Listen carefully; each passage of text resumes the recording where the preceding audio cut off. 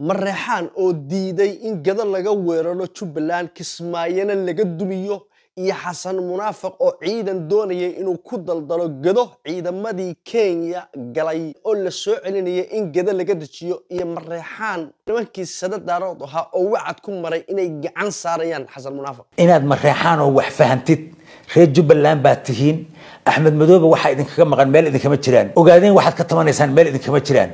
dhulkaana Ilaahay idinku wada beeso waxaan ka codsanayaa dib barnaamijku soo gaarina si share garsay hadii salaad ku joogtana u soo tukubad hayna gelin hadii kalena nabiga ku salli Allahumma salli ala sayyidina Muhammad ninkii Xasan Munaafaq ahaa wuxuu damcay ciidankii Kenya galay ee waxa weeye Kenya iska dhibay intii saraakiisha ahayd iyo intii ciidanka caadiga ahayd ba dawladda Kenya waxay damcday inay ku soo celiso Muqdisho Xasan Munaafaqna waa diiday wuxuu yiri ciidanka Muqdisho kama soo dajin kartid waa dawladda Kenya ayaa Xasan Munaafaq la xiriiro tirwar ciidankii eegay ka soo cararay Axmed Madoobe iyo Jubbaland ka soo cararay ee soo jabay baan hayaa waxaan rabaa inaan diyaarad ku soo saarno oo ay Muqdisho ka soo degaan ciidanka leeyba keeni kara buu yiri sababta markii la weydiiyay wuxuu yiri ciidanka waxaan doonayaa inaan ka dajiyo gobolka Gedo eegay ciidan kale aan urursanaya deedna ciidanka Gedo laga dajinayaa halka marka Xasan Munaafaq wuxuu ka arkay oo sidii horay beentii iyo propagandadii waxa weeye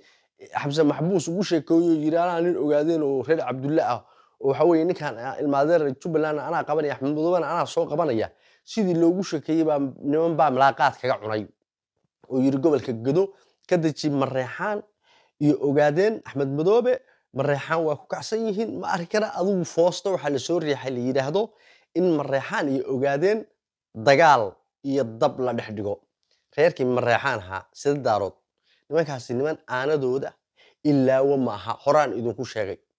ninkii baan ku iri irbad caaradeed oo luugooyaa u geysay Madoobe booskan idin ka qaadina Mareexaan oo maanta waxaad ka aarsataan ogaadeen ee Axmed Madoobe la yiri Mareexaan waa hadlay si toos ah buu u hadlay wuxuuna u sheegay Xasan Munaafaq wax wanaag ah eegay iyo waxa weeye sharaf ah iyo wax dadnimo ah iyo wax kalkaala iyo wax ay wada